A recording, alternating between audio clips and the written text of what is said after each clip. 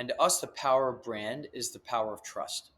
And I learned this starting in the music business. I worked with Dave Matthews really early. And what, as musicians, we care about our audience above the music industry, above being famous, anything else. And it was a very cognizant thing to think about because all the rest of their decisions, not creative. Creative, they did what inspired them. But in terms of how they related to their audience and how they put out music and how they toured, was building, deepening that trust and building that relationship with their audience. And that I have pulled that thread all the way through to any company we look at. And by far the biggest winners did this the best. And so what that means is what's, of course, delivering on your value proposition, being great at customer service, all those sorts of things. There's so many things you need to think about with that, but it all comes back to the headline is brand plus trust. So marketing is built out of there.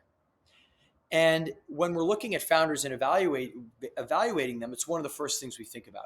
So for example, if you ask a founder how their company's doing and they're like, oh, we just raised this round at this price from this fund, that's a terrible answer because they're so far removed from what is going to make that company successful. That's a means to an end.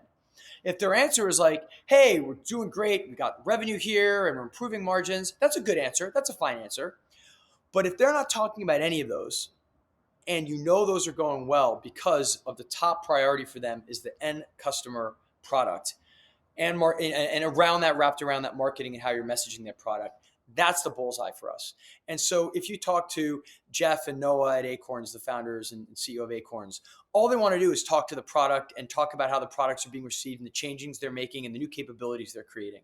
If you're talking to Z at Row or Cyrus at ZocDoc back in the day or Rob Refkin at Compass, all of them, the Sweetgreen founders, unbelievable. All they wanted to talk about is how they were innovating and fixing and improving and creating for their end customer base.